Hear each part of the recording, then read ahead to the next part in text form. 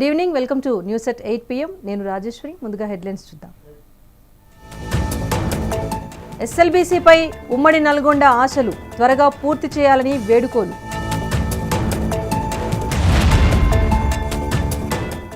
వసతులు కల్పిస్తే పథకాలు తెస్తాం, ప్రభుత్వాన్ని కోరుతున్న పిఠాపురం బాక్సర్స్.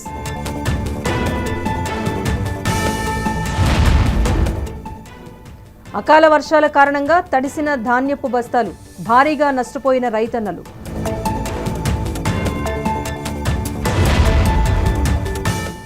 పుష్కరాల్లో సందడి, బోట్ షికార్ ఎంజాయ్ చేస్తున్న భక్తజనం.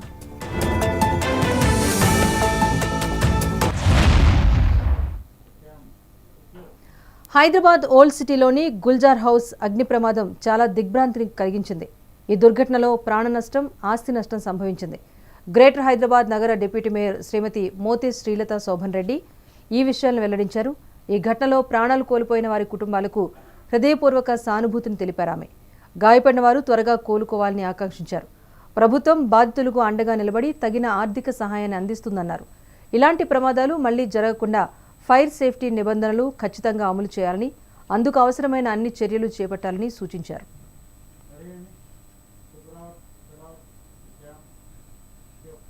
నల్లగొండ జిల్లా ప్రజల సాగునీటి కష్టాలను తీర్చే లక్ష్యంతో 4 దశాబ్దాలకు పైగా సాగుతున్న Srisailam left bank canal project అనేక అనుమానాలు, ఆందోళనల మధ్య కొట్టుమిట్టాడుతోంది. టన్నెల్లో జరిగిన ఘోర ప్రమాదంతో పనులు నిలిపివేయటమే కాదు, ప్రాజెక్టు ఎప్పుడు పూర్తవుతుందో కూడా తెలియని పరిస్థితి నెలకొంది. తెలంగాణలో అత్యంత దీర్ఘకాలంగా నిర్మాణంలో ఉన్న ప్రాజెక్టులో ఎస్ఎల్బీసీ టన్నెల్ వర్క్స్ ఒకటి. ఎస్ఎల్బీసీ టన్నెల్ ద్వారా సుమారు 30 టీఎంసీల నీటిని కృష్ణానది నుంచి తరలించాలి అన్నదే ప్రధాన ప్రణాళిక.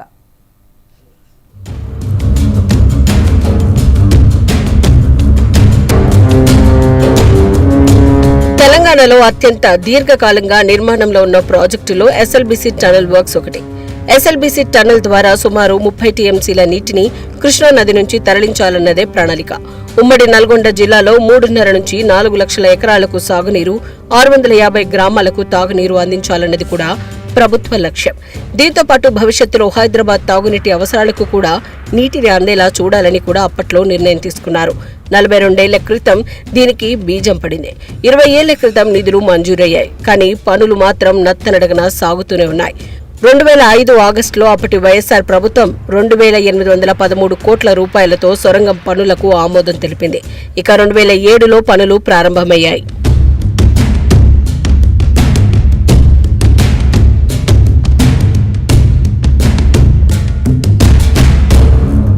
నిజానికి 2010 నాటికే ఈ ప్రాజెక్టు పూర్తి కావాల్సి ఉండగా అనేక కారణాలతో ఆలస్యమవుతూ వస్తోంది. ఇన్లెట్ వైపు టన్నెల్ నుంచి పెద్ద ఎత్తున ఊట వస్తూ ఉండటంతో పనులు చేపట్టడం ఇబ్బందికరంగా మారింది. టన్నెల్ బోరింగ్ మిషన్ కూడా పలుమార్లు పాడై పనులు నిలిచిపోయాయి. నిధుల కొరత, విద్యుత్ బిల్లుల బకాయిలు కూడా పనుల జాప్యానికి కారణమయ్యాయి. ఇక ఈ ప్రాజెక్టులో అత్యంత కీలకమైనది 43 కిలోమీటర్ల సొరంగ నిర్మాణం. నీటిపారుదల శాఖ చెబుతున్న దాని ప్రకారం ఇప్పటి వరకు 34 కిలోమీటర్ల సొరంగ నిర్మాణ పనులు పూర్తయ్యాయి. ఇంకా 9.56 కిలోమీటర్ల టన్నెల్ తవ్వాల్సి ఉంది. అయితే ఈ ఏడాది ఫిబ్రవరి 22న 14వ కిలోమీటర్ వద్ద టన్నెల్ కుప్పకూలి 8 మంది కార్మికులు సజీవ సమాధి కావడంతో పనులకు తీవ్ర విఘాతం కలిగింది.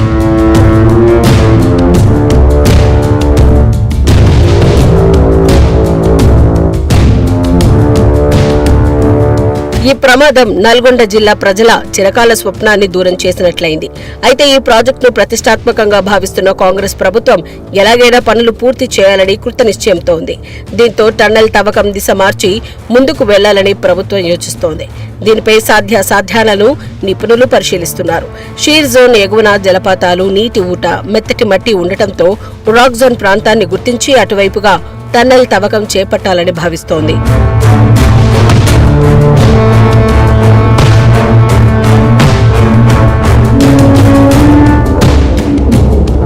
ఇక తెలంగాణలో రేవంత్ సర్కార్ అధికారంలోకి వచ్చాక ఎస్ఎల్బీసీ పనులపై ప్రత్యేక దృష్టి సారించింది. అంచనా వ్యయాన్ని పెంచింది.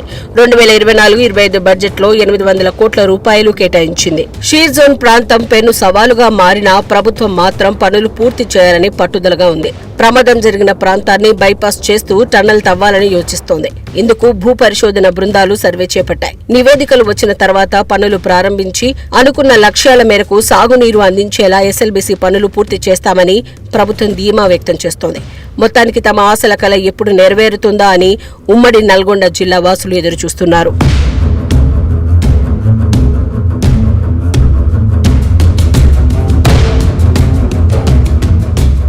నైరుతి రుతుపవనాలు ముంచుకొస్తున్న వేళ కొనుగోలు కేంద్రాల్లో రైతన్నలు పడిగాపులు కాస్తున్నారు. ఉమ్మడి ఆదిలాబాద్ జిల్లా వ్యాప్తంగా ధాన్యపు కొనుగోలు కేంద్రాల్లో రైతన్నల్లో గుబులు అలుముకుంది. కాగా రైతులు కొన్ని చోట్ల ధాన్యపు కొనుగోలు కేంద్రాల్లో రోజుల తరబడి నిరీక్షిస్తున్న కాంటాలు వేయటం లేదు. కొన్ని కేంద్రాల్లో ప్రారంభోత్సవం చేయగా ఇప్పటికీ కొనుగోలు ప్రారంభించలేదు. ఎప్పుడు వర్షం వస్తుందో తెలియక కొనుగోలు కేంద్రాల్లో ఉన్న పంటను వర్షాల నుంచి కాపాడుకోవటానికి నానా పాటలు పడుతున్నారు రైతన్నలు. అకాల వర్షాలతో ధాన్యాన్ని కాపాడుకోవటానికి టార్పాలిన్స్ కప్పి పడిగాపులు కాస్తున్నారు.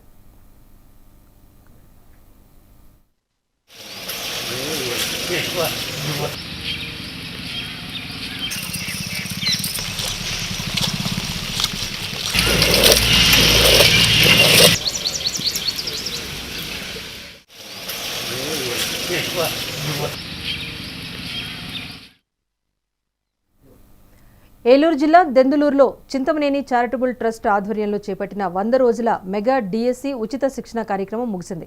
శిక్షణ పొందిన అభ్యర్థులను ఎమ్మెల్యే చింతమనేని అభినందించారు.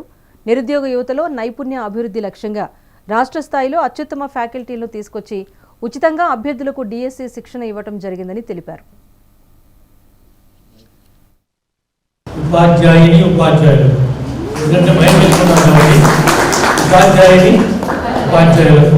మీ అందరికీ కూడా 100% సక్సెస్ అవ్వాలని మనస్ఫూర్తిగా కోరుకుంటున్నాను. ఎంత సక్సెస్లో కూడా ఫెయిల్యూర్స్ ఉంటాయి. దాన్ని మన జీవితంలో కోల్పోయినట్లుగా ఏ ఒక్క ఈ కోచింగ్ తీసుకున్నవాడు భావించొద్దు.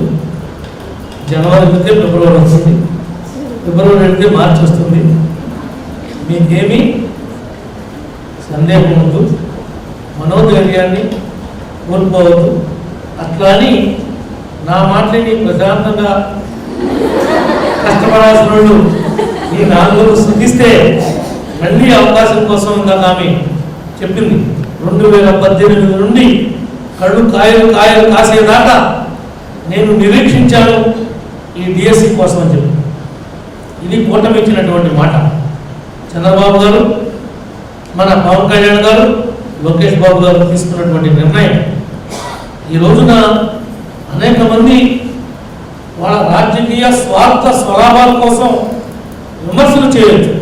కానీ మీరు కనీసం ఈ కోచింగ్ ఫ్రీగా పెట్టిన రావడానికి మీకు అయ్యేటువంటి వ్యయ ప్రయాసం, టైం, ఇంట్లో ఫ్యామిలీ యాక్సెప్టెన్సీ, పేరెంట్స్ యాక్సెప్టెన్సీ, పెళ్ళైన వాళ్ళైతే హస్బెండ్. తెలంగాణలో అకాల వర్షాలు అన్నదాతల ఆశలపై నీళ్లు చల్లుతున్నాయి. వాతావరణంలో నెలకొన్న అస్థిర పరిస్థితులు, ద్రోణి ప్రభావం, ఉపరితల ఆవర్తనం, ముందుగానే వీస్తున్న నైరుతి గాలుల ప్రభావంతో రాష్ట్రంలో ఉరుములు మెరుపులతో కూడిన వర్షాలు కురుస్తున్నాయి. అయితే ఈ వర్షాలకు ధాన్యపు కొనుగోలు కేంద్రాల్లో రైతులు తమ కళ్ళెదుటే ధాన్యం తడిసిపోతూ ఉంటే ఏమీ చేయలేక మనోవేదనకు గురవుతున్నారు. అటు అధికారులు ఏం చేస్తున్నారు? నీరు నిల్వ ఉండకుండా చర్యలు చేపట్టడం లేదా?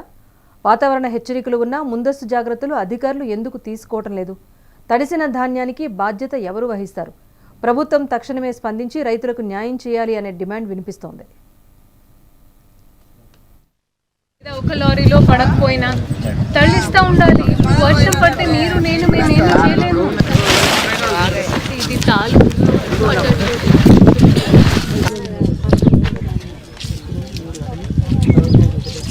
ఒక లారీలో పడకపోయినా తరలిస్తూ ఉండాలి. వర్షం పడితే మేమేం చేయలేము. ఇది చాలు.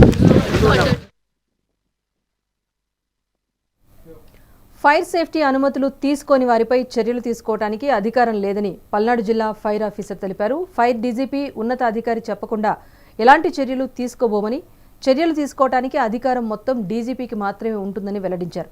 దీనికి సంబంధించిన మరింత సమాచారం మా పల్నాడు జిల్లా ప్రతినిధి స్వామి అందిస్తారు. ఆంజనేయ ఆయిల్ మిల్లులో ఫైర్ యాక్సిడెంట్ అయితే జరిగింది. ఈ ఫైర్ యాక్సిడెంట్కి సంబంధించి నిన్న ఫైర్ ఆఫీసర్ సీఏ గారు వాయిస్ అడగంగా మన సీఏ గారు అయితే ఆ ఆయిల్ మిల్లుకి సంబంధించి ఎలాంటి పర్మిషన్ లేవని కూడా చెప్పారు. ఏం సార్ పర్మిషన్ లేవని అడిగినా సరే నా పరిధి అయితే కాదండి, డిస్ట్రిక్ట్ ఆఫీసర్ పరిధి అండి, మా పరిధిలో ఏమీ లేదని చెప్పి నిన్న సీఏ గారు అయితే చెప్పారు. అయితే ఇప్పుడు మనం ప్రస్తుతానికైతే పల్నాడు జిల్లా డిస్ట్రిక్ట్ ఆఫీసర్ ఫైర్ ఆఫీసర్ అయినటువంటి ఆఫీసర్ దగ్గర అయితే ఉన్నాము. ఆయన మాటలను అడిగి తెలుసుకున్నాను. సార్ చెప్పండి, నిన్న శ్రీ ఆంజనేయ ఆయిల్ మిల్లుకి సంబంధించి ఎలాంటి పర్మిషన్ లేవని చెప్పి మీ ఆఫీసరే చెప్పారు. దీనికి సంబంధించి ఆయిల్ మిల్ మీద ఎలాంటి యాక్షన్ ఏమైనా తీసుకున్నారా లేదా? ఇప్పుడు పర్మిషన్కి సంబంధించి అయితే మేము ఎటువంటి పర్మిషన్లు ఇవ్వటం లేదండి. మాకైతే డెలిగేషన్ ఆఫ్ పవర్స్ లేవు. మీరు ఏదైనా పర్మిషన్ కావాలంటే కన్సర్న్డ్ ఆ ఫ్యాక్టరీకి సంబంధించి కానీ మిల్లుకి సంబంధించిన వాళ్ళు కానీ ఏపీ ఫైర్ సర్వీస్ పోర్టల్ ఉంటుంది, దాంట్లో అప్లై చేస్తే మా హెడ్ ఆఫీస్కి వెళ్తుంది. అక్కడ నుంచి ఎన్ఓసి అనేది జారీ చేయబడుతుంది. జిల్లా ఆఫీస్ నుంచి ఎటువంటి ఎన్ఓసీలు కానీ పర్మిషన్లు కానీ ఇవ్వబడవు. ఎన్ఓసి పెట్టుకున్నప్పుడు ఆ కంపెనీకి సంబంధించి ఎలాంటి నియమాలు పాటించాలనేది ఉంది. ఎన్ఓసి నిబంధనలు అనేది మేము చెప్పట్లేదు, అప్లై చేస్తే ఆటోమేటిక్గా వాళ్ళకే కాపీ వస్తుంది. ఏం ఒక కంపెనీకి సంబంధించి ఫైర్ పర్మిషన్ కావాలనుకున్నప్పుడు దానికి ఉన్న నియమాలు అయితే కొన్ని అయితే ఉన్నాయి. ఫైర్ వెహికల్ లోపలికి వెళ్ళడానికి కానీ, లేకపోతే పైప్ లైన్ కానీ, గ్యాస్ పైప్ లైన్ అలాంటివి బిగించుకోవడానికి కూడా బిగించుకున్న అన్ని కన్ఫర్మేషన్ అయినాకే పర్మిషన్లు అయితే వస్తాయి. ఎలాంటి పర్మిషన్, ఎలాంటి ఎక్విప్మెంట్ లేకుండా, అక్కడ ఫైర్కి సంబంధించి ఎలాంటి సామాగ్రి కూడా లేకుండా పర్మిషన్ ఎలా వస్తుంది సార్? పర్మిషన్ అనేది మేము అక్కడికి వెళ్ళి ఇన్స్పెక్షన్ చేసి అవన్నీ పరిశీలించడం జరిగింది. పర్మిషన్ హెడ్ ఆఫీస్లో ఇస్తున్నారు, హెచ్ఓడి. మా డీజీ గారి ఆఫీస్ నుంచి ఎన్ఓసి అనేది రావడం జరిగింది. మీరు ఇందాక కూడా చెప్పాను నేను, పోర్టల్ ఉంటుంది, ఆ పోర్టల్లో అప్లై చేసుకుంటే డీజీ గారికి డైరెక్ట్ వెళ్ళిపోతుంది హెడ్ ఆఫీస్కి. అక్కడ నుండి వాళ్ళు సర్టిఫికేట్స్ అన్నీ వెరిఫై చేసి వాళ్ళు ఇవ్వడం అనేది జరుగుతుంది. ఎన్ఓసి వచ్చిన తర్వాత ఎవరైతే పర్మిషన్ పెట్టుకున్నారో వాళ్ళ దగ్గరికి వెళ్ళి మీరు అన్ని వాళ్ళకు సౌకర్యాలు కల్పించారా లేదా అనేది మీరు చూడటంగానే ఏముండదా? మా పై అధికారులు ఆదేశిస్తేనే మేము వెళ్తాం. ఏదైనా సరే, ఏదైనా హాస్పిటల్స్కి వెళ్ళి మాక్ డ్రిల్ చేయమంటే చేస్తాం, స్కూల్స్కి వెళ్ళి మాక్ డ్రిల్ చేయమంటే చేస్తాం. మాకు పైనుండి ఇన్స్ట్రక్షన్స్ వస్తే మేము తప్పకుండా చేస్తాం వాటిని. నిన్న జరిగిన ఫైర్ యాక్సిడెంట్కి సంబంధించి మీరు వాళ్ళ మీద ఎలా ఉన్న యాక్షన్ తీసుకోవడానికి అన్న ఉందా? మేమైతే రిపోర్ట్ పెడతాం, వాళ్ళకి ఎన్ఓసి లేదని మేము పైకి రిపోర్ట్ అనేది పెట్టడం జరుగుతుంది. నిన్న అక్కడ జరిగిన ఫైర్ కాడ మీ ఆఫీసర్ గారు వెళ్ళారు కదా, అక్కడ ఎలాంటి నియమాలు పాటించట్లేదని మీరు దృష్టిలో పెట్టారు.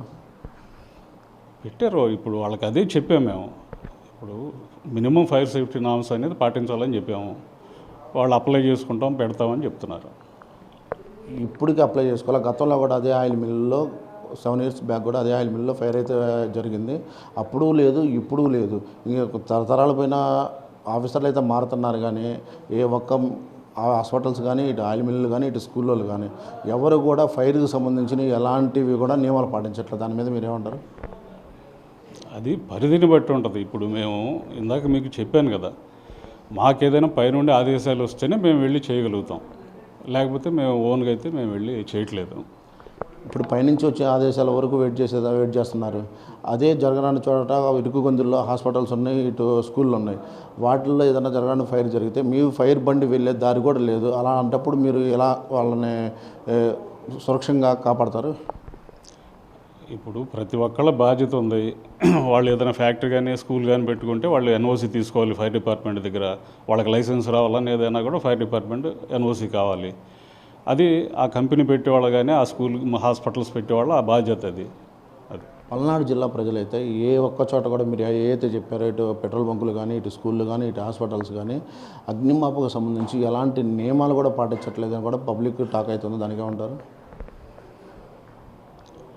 పాటించట్లేదంటే ఇక అది చెప్తున్నాం కదా, ఇప్పుడు ఏదైనా సరే మా పైనుండి వస్తేనే మేము చేయగలుగుతాం. మా అంతటా మేమైతే ఏం చేయలేము. మాకు పైనుండి ఆదేశాలు వచ్చి ఫలానా ఇండస్ట్రీస్ ఇన్స్పెక్షన్ చేయండి అంటే చేస్తాం, హాస్పిటల్స్ ఇన్స్పెక్షన్ చేయమంటే చేస్తాం. మా అంతటా మేమైతే చేయట్లేదు. నిన్న ఏదైతే ఆంజనేయ ఆయిల్ మిల్లులో ఫైర్ జరిగిందో మీరు వెళ్ళిన దాకా కూడా వాళ్ళ దగ్గర మీ ఫైర్కి సంబంధించి చిన్న చిన్న గ్యాస్ సిలిండర్లు సైతం కూడా లేవు. దానికి ఏమంటారు? అది పెట్టుకోవాలి. మినిమం సేఫ్టీ మెజర్స్ పెట్టుకోవాల్సిన బాధ్యత ప్రతి ఒక్కళ్ళకి ఉంటుంది. అట్లా పెట్టుకోలేదంటే అది వాళ్ళ తప్పది. ఇప్పుడు వాళ్ళు పెట్టుకోకుండా నిర్లక్ష్యం ఇండస్ట్రీ పెట్టుకుని వాళ్ళు మినిమం అది ఎక్స్టింగ్విషర్స్ కూడా పెట్టుకోకపోతే అది వాళ్ళ లోపభూయిష్టం. అది వాళ్ళ లోపం ఇలానే కంటిన్యూ అవుతుంది, కానీ వాళ్ళ మీద యాక్షన్లు తీసుకోవడానికి మీకు ఎందుకని ఎలాంటి రైట్స్ లేవని చెబుతున్నారు? లేవు మాకు ఇప్పుడైతే ప్రస్తుతానికైతే మాకు పవర్స్ ఏం లేవు. పైనుండి ఆదేశాలు వస్తేనే మేము చేస్తాం ఏదైనా సరే. అంతే అంతే, మా డీజీ గారి దగ్గర నుంచి వచ్చే ఆదేశాలను మేము పాటిస్తాం అంత తప్పితే ఇంకా మేము ఓన్గా చేయడానికి లేదు. ఇప్పుడు నిన్న జరిగిన దాని మీద అయితే మీ కింద స్థాయి సిబ్బంది ఏదైతే రిపోర్ట్ ఇస్తారో దాన్ని మీ డీజీ గారికి అందజేస్తారు? తప్పకుండా మేము రిపోర్ట్ని యాజ్ ఇట్ ఈజ్ మేము పై ఆఫీసర్లకు సబ్మిట్ చేస్తాం. ఇది మొత్తం మీద చూసుకున్నట్టయితే పల్నాడు జిల్లాలో ఫైర్ ఆఫీసర్లు అయితే ఏదైనా డీజీపీ స్థాయి అధికారులు ఏదన్నా ఇన్స్ట్రక్షన్స్ ఇస్తే కానీ మేము పనిచేస్తాం, కానీ లేకపోతే మాకు ఎలాంటి రైట్స్ కూడా లేవు, మా కాడ ఎలాంటి పవర్స్ కూడా లేవు. మేము తాత్కాలికంగా ఇక్కడ ఉండటమే కానీ ఏదైనా డీజీపీ స్థాయి అధికారి మాకు పలాని ఆఫీస్ కాడికో, పలాని స్కూల్లో, పలాని కాలేజీలో, పలానా హాస్పిటల్లో, పలానా ఆయిల్ మిల్లుకి వెళ్ళి అక్కడికి వెళ్ళి తనిఖీలు చేయండి అన్నప్పుడే కానీ తనిఖీలు చేస్తాం, కానీ లేకపోతే డీజీపీ స్థాయి నుంచి వస్తే ఆదేశాలకే మేము పనిచేస్తాం, కానీ కింద స్థాయి ఏది జరిగినా కూడా మేము పనిచేయాల్సిన అవసరం లేదు, మాకు అలాంటి పవర్స్ కూడా లేవు అని చెప్పేసి అయితే డిస్ట్రిక్ట్ ఫైర్ ఆఫీసర్ అయితే చెబుతున్నారు. కెమెరామెన్ వసంత్తో స్వామి, మెగానైన్, పల్నాడు జిల్లా. వారు పిల్లలు కాదు పిడుగులు, తేడా వస్తే తాట తీస్తారు. ఆడపిల్లలే కదా అని లైట్ తీసుకున్నారో అంతే సంగతులు. ఏంటి ఇంతలా చెబుతున్నారు అని ఫీల్ అవుతున్నారా? ఈ స్టోరీ చూస్తే ఫీల్ అవ్వటం కాదు, షేక్ అవుతారు. ఎందుకంటే వాళ్ళు నేర్చుకునేది ఆషామాషి ఆట కాదు, బాక్సింగ్. పంచ్ పడితే ఫ్లాట్ అవ్వాల్సిందే. తమకంటూ చరిత్రలో ఒక ప్రత్యేక పేజీ ఉండాలి, నలుగురిలో ప్రత్యేకంగా ఉండాలి అనే ఆలోచన వారిని క్రీడల వైపు అడుగులు వేసేలా చేసింది. ఈ క్రీడలో ఆడవారు రాణించలేరు అనే మాటలే వారిని బాక్సింగ్ వైపు చూసేలా చేశాయి. రింగ్లోకి దిగితే పథకం ఖాయమనే రీతిలో తమ ప్రతిభను ప్రదర్శిస్తున్నారు పిఠాపురానికి చెందిన బాక్సర్స్.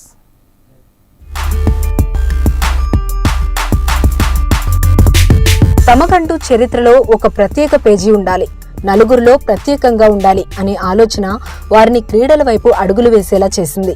ఈ క్రీడలో ఆడవాళ్లు రాణించలేరు అనే మాటలే వారిని బాక్సింగ్ వైపు చూసేలా చేసింది. రింగ్లోకి దిగితే పథకం ఖాయమనే రీతిలో తమ ప్రతిభను ప్రదర్శిస్తున్నారు పిఠాపురానికి చెందిన బాక్సర్లు.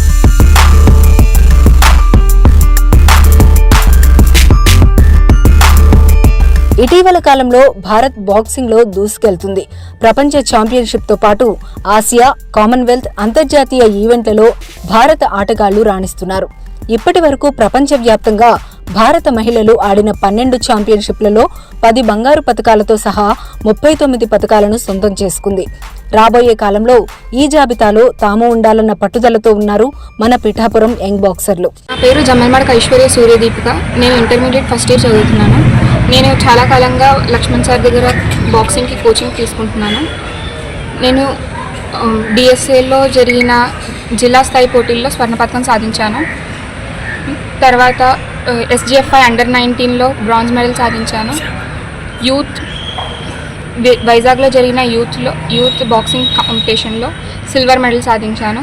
ఇదంతా లక్ష్మణ్ సార్ వల్లనే జరిగింది. నుండి నేను ఇంటర్మీడియట్ ఫస్ట్ ఇయర్ చదువుతున్నాను.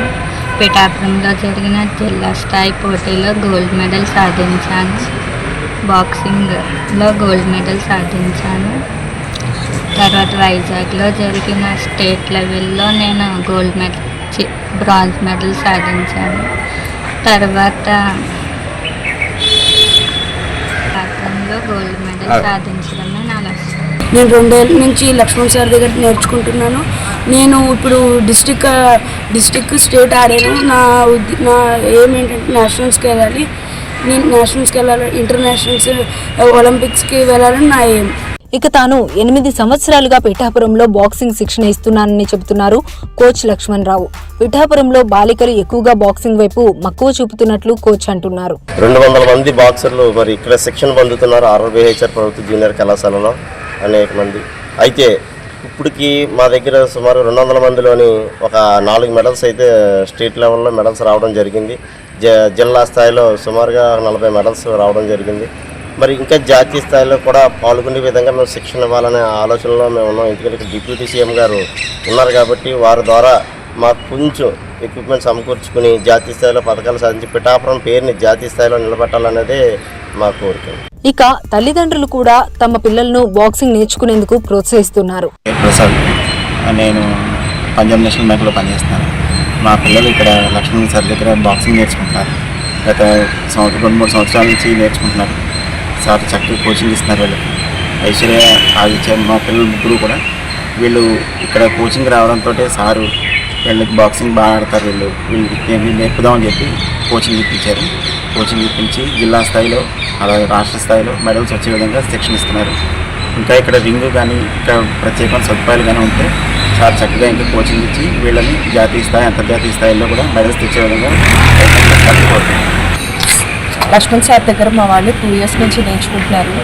ఆడపిల్లలకి బాక్సింగ్ అనేది స్వీయ రక్షణ కోసం నేర్పించాలని అనుకున్నాను. సార్ బాగా ట్రైనింగ్ ఇచ్చి వాళ్ళని జిల్లా స్థాయి తర్వాత రాష్ట్ర స్థాయి నుంచి నేషనల్కి తీసుకెళ్లాలని కోరుకుంటున్నాను. ఆడపిల్లలకి ఆత్మరక్షణకి కోసం ఈ బాక్సింగ్ అనేది కొంచెం యూజ్ అవుతుందని నేను అనుకుంటున్నాను. ఇక్కడ మా అమ్మాయిని హరిణిని బాక్సింగ్కి జాయిన్ చేయడం జరిగింది. అయితే కోచ్ లక్ష్మణ్ గారు పిల్లలకి ఉదయమే 6 గంటల నుంచి ఇక్కడ తర్ఫీదు ఇవ్వడం వల్ల మా అమ్మాయి జిల్లా స్థాయిలో స్వర్ణ పథకం, రాష్ట్ర స్థాయిలో బాక్సింగ్లో మంచి పొజిషన్లో ఉండడం జరిగింది. అలాగే ఈ బాక్సింగ్ వల్ల పిల్లలకి ఆత్మరక్షణ అలాగే మానసిక ఎదుగుదల కూడా బాగుంటుంది. గతంలో పవన్ కళ్యాణ్ గారు కూడా ఇక్కడ క్రీడలను బాగా అభివృద్ధి చేయాలి, అలాగే అమ్మాయిలకి బాక్సింగ్ ఆత్మరక్షణకు బాగా ఉపయోగపడుతుందని చెప్పారు. కానీ ఇక్కడ మన పిఠాపురం పట్టణంలో ఈ క్రీడలను బాగా అభివృద్ధి చేసి అలాగే అమ్మాయిలకి ఎక్కువ మానసిక పెరుగుదల ఉంటుందని ఈ ముఖంగా తెలియజేస్తారు. ఇంతవరకు బాగానే ఉన్న వసతుల విషయంలో మాత్రం బాక్సర్లు, కోచ్ చాలా ఇబ్బంది పడుతున్నారు. ఇప్పటికైనా ప్రభుత్వం గుర్తించి తమకు వసతులు, కిట్లు, సేఫ్టీ డ్రెస్ అందేలా చూడాలని కోచ్ కోరుతున్నారు. నా పేరు పి లక్ష్మణరావు. నేను పిఠాపురంలో RRBHR ప్రభుత్వ జూనియర్ కళాశాలలో ఉచిత బాక్సింగ్ శిక్షణ ఇస్తున్నాం. ఈ బాక్సింగ్ శిక్షణకి 200 మంది బాలబాలికలు శిక్షణ పొందుతున్నారు. అయితే ఇక్కడ మాకు బాక్సింగ్ సంబంధించి రింగు లేకపోవడం కొద్దిగా ఇబ్బందిగా ఉంది. బాక్సింగ్లో పిల్లల్ని ప్రమోట్ చేసి జిల్లా రాష్ట్ర పోటీలు పంపడానికి పిల్లలకు సంబంధించి ఎక్విప్మెంట్, గ్లౌస్ అవి కావాల్సి ఉంటుంది. అవి లేకపోవడం, ఒక జతనే మేము అంతమందికి మార్చడం వల్ల కొంతమందికి ఇబ్బంది, చాలామందికి ఇబ్బంది అయితే జరుగుతుంది. మరి ఇక్కడ బాక్సింగ్ కూడా ఎంతోమంది శిక్షణ తీసుకోవాలని బాలికలు కూడా మరి ముందడుగు వేస్తూ ఎంతోమంది రెడీ అవుతున్నారు. కానీ సరైన సదుపాయాలు లేక చాలా ఇబ్బందులు కలుగుతున్నాయి. మరి ఇక్కడ స్టేడియం కూడా త్వరగా పూర్తి చేయాలి. స్టేడియం పూర్తి అవుతే ఆటోమేటిక్గా మేము రింగ్ వేసుకోవడానికి అవకాశాలు ఉంటాయి.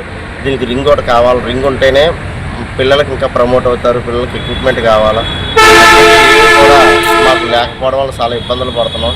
మరి ఇక్కడ చూసారు ఎంతమంది బాలికలే అవా సాధిస్తున్నారు ఇక్కడ పిఠాపురం నుండి. మరి ఇటువంటి సదుపాయాలన్నీ కల్పిస్తే మరి ఉన్నతమైన స్థానం తీసుకెళ్తాం. కూటమి ప్రభుత్వం 2 నుంచి 3% స్పోర్ట్స్ కోటా కూడా పెంచడం జరిగింది. చాలా సంతోషం. అయితే మరి పిఠాపురం నుంచి ఎక్కువ మంది బాక్సర్లు ఉన్నారు కాబట్టి వారికి మంచి ఉన్నతమైన అవకాశాలు కల్పించి తీసుకెళ్లాలంటే మాకు ఎక్విప్మెంట్ కావాలి. ఎక్విప్మెంట్ లేకపోవడమే మాకు చాలా ఇబ్బంది అయితే జరుగుతుంది. ఓ మేరీ కోమ్, మరో నిఖిత్ జరీన్, లేఖ, అనామిక, జ్యోతి ఇలా చాలా మంది మహిళా బాక్సర్లు గ్రాస్ రూట్ నుండి వచ్చిన వాళ్లే. అందరూ మట్టిలో మాణిక్యాలే. అందుకే పిఠాపురం బాలికలను ప్రోత్సహిస్తే దేశానికి మరిన్ని పథకాలు రావడం ఖాయంగా కనిపిస్తోంది.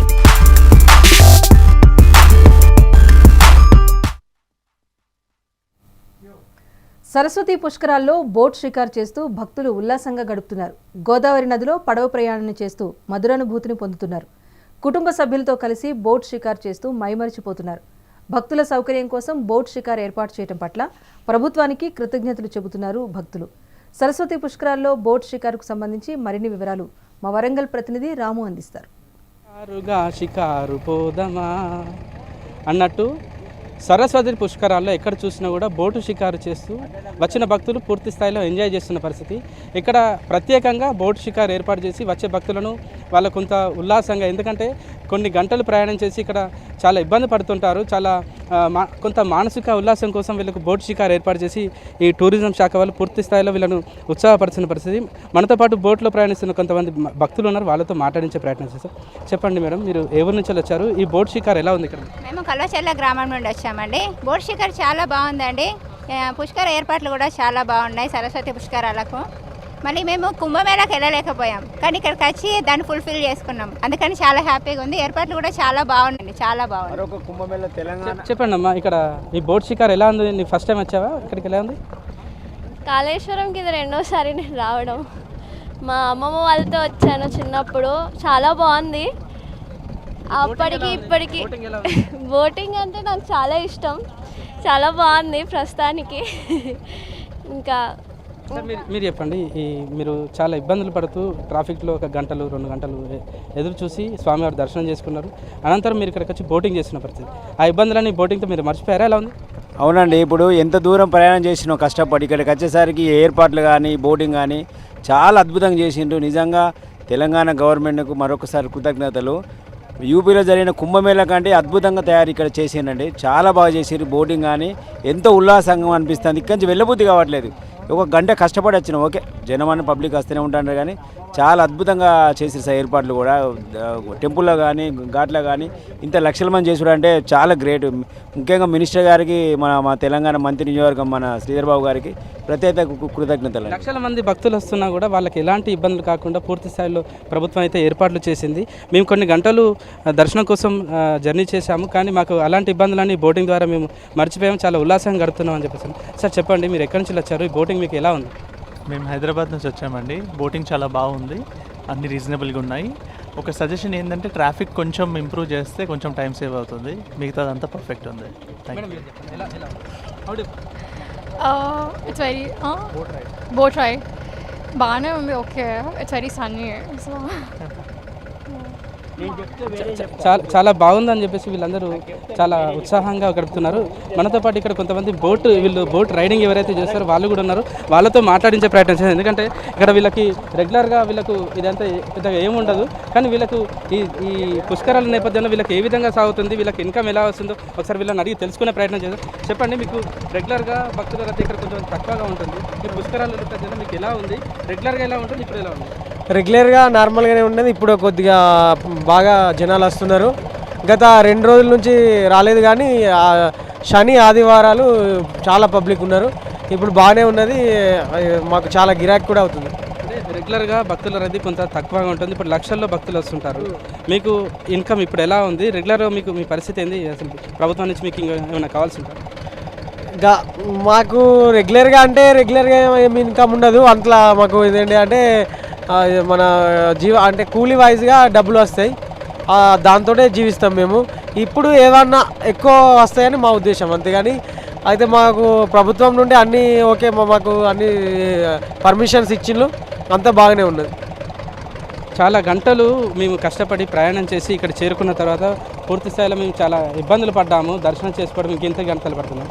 ఒకవేళ ట్రాఫిక్లో 2-3 గంటలు ఇరుక్కున్నా కూడా దర్శనం దగ్గర మాత్రం మాకు ఎలాంటి ఇబ్బందులు కాలేదు. కనీసం ఒక పావు గంట 6 గంటలపై మాకు దర్శనం అయిపోయింది. ఎన్ని మేము ఇబ్బందులు పడ్డా కూడా ఈ బోటింగ్ ద్వారా మేము పడిన కష్టం మొత్తం మేము మర్చిపోయాము. స్వామివారిని కూడా మంచిగా మనస్ఫూర్తిగా దర్శనం చేసుకున్నాం. అంతేకాకుండా ఈ బోట్ షికారు కూడా తెలంగాణ ప్రభుత్వం చాలా బాగా చేపట్టింది. వాళ్ళకు కృతజ్ఞతలు చెప్తున్నారు ఈ ప్రజలు కూడా. చూడాలి, ఈ బోట్ షికారు రెగ్యులర్గా ఇది కొనసాగితే మాత్రం మాకు కూడా ఒకంత ఇన్కమ్ ఉంటుందని ఈ బోటు వాళ్ళు ఎవరైతే ఉంటారో వాళ్ళు కూడా ఒకంత ఆశాభావం వ్యక్తం చేస్తున్న పరిస్థితి. కెమెరా పర్సన్ భిక్షపతితో రాము, మెగానంటి, వరంగల్. నిజామాబాద్లో సిటిజన్స్ ఫర్ నేషనల్ సెక్యూరిటీ ఆధ్వర్యంలో తిరంగా ర్యాలీ నిర్వహిస్తున్నారు. ఆపరేషన్ సింధూర్ విజయం, త్రివిధ దళాల సేవలకు కృతజ్ఞతగా యాత్ర జరుగుతోంది.